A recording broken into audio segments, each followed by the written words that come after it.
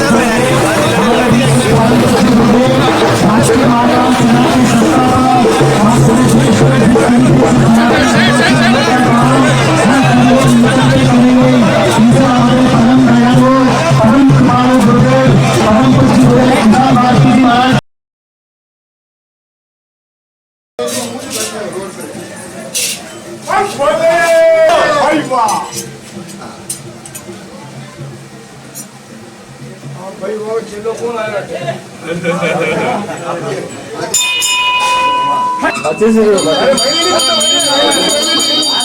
वो कैमरा वाले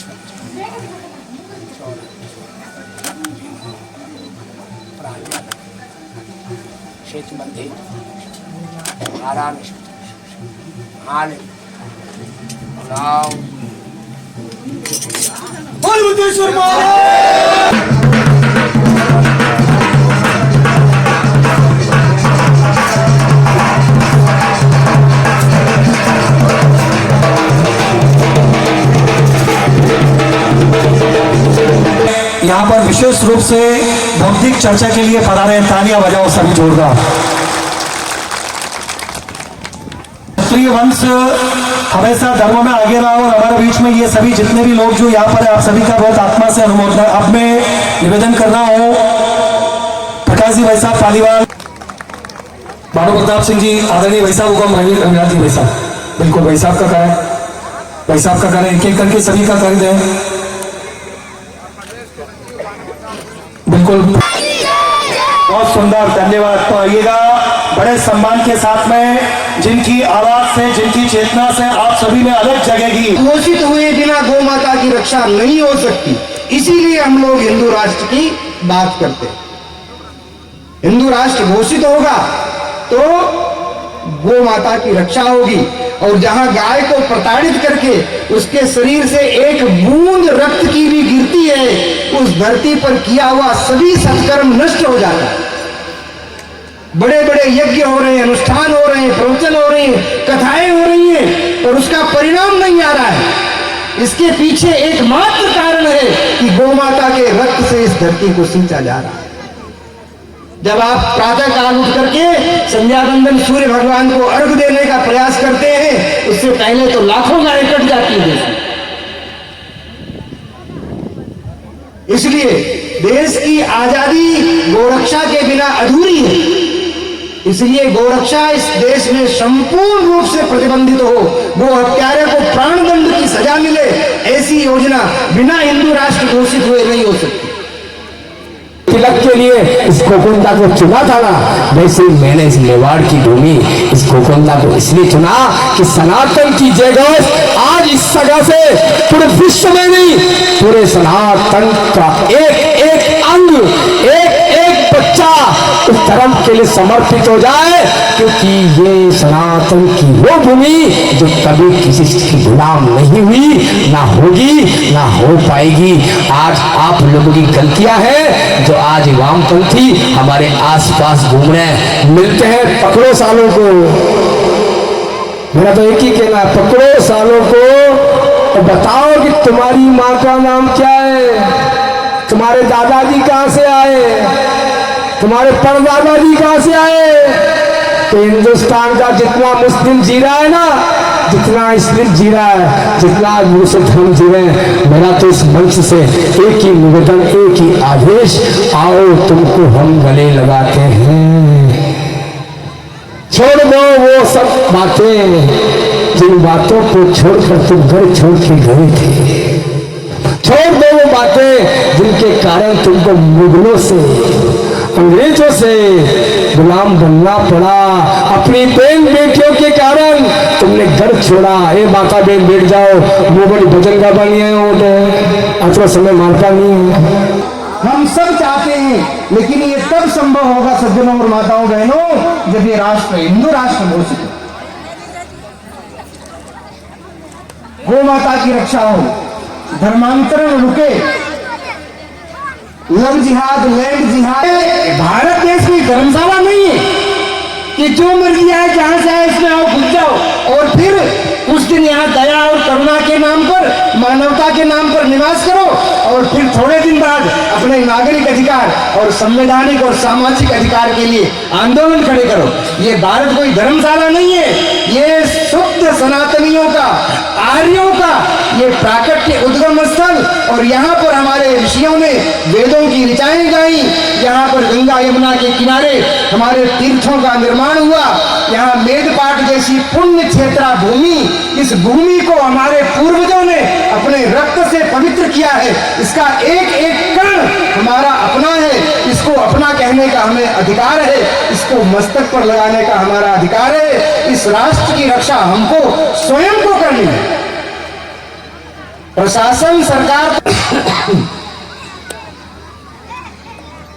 सज्जनों, धर्मांतरण ना हो, किसी तरह का श्रद्धा का जो रूपांतरण है वो कदापि नहीं हो। अगर एक हिंदू समाज का घटक हमसे दूर जाता है तो वो